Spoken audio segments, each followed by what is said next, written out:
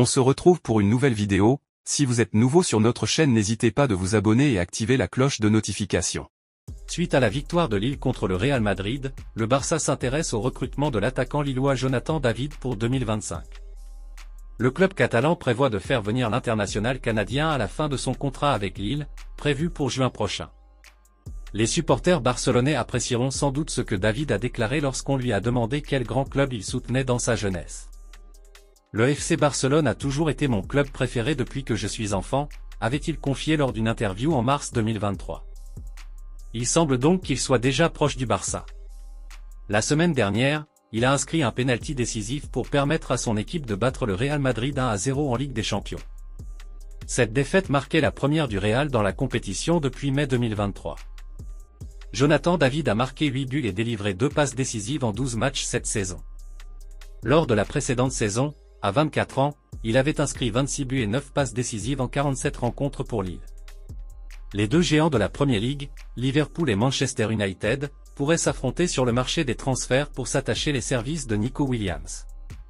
L'international espagnol, actuellement sous contrat avec l'Athletic Bilbao jusqu'en 2027, a attiré l'attention des clubs anglais grâce à ses performances prometteuses. Avec une clause libératoire fixée à 60 millions d'euros, Williams, âgé de 22 ans, a déjà inscrit un but et délivré une passe décisive en 9 apparitions cette saison.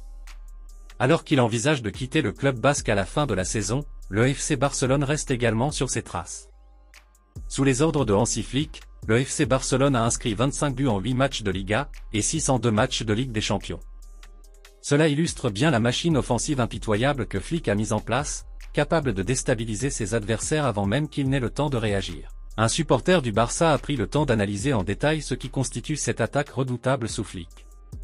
Sa contribution est très intéressante à suivre.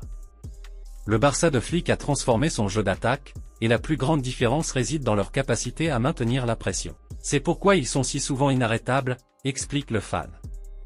Alors, en quoi consiste cette pression soutenue? Beaucoup pensent à la défense en entendant le terme pression, mais ce n'est qu'une partie de l'explication. La pression soutenue est la capacité à attaquer continuellement, sans laisser de répit à l'adversaire. C'est une véritable rafale d'attaque.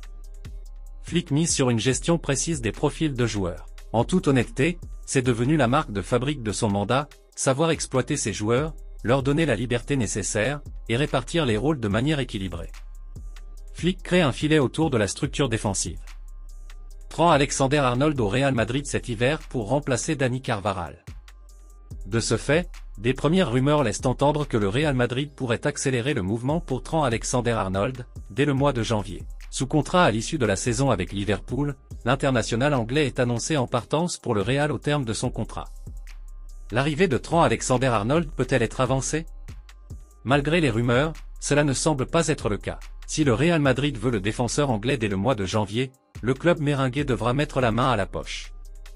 En effet, Liverpool ne fera aucun cadeau.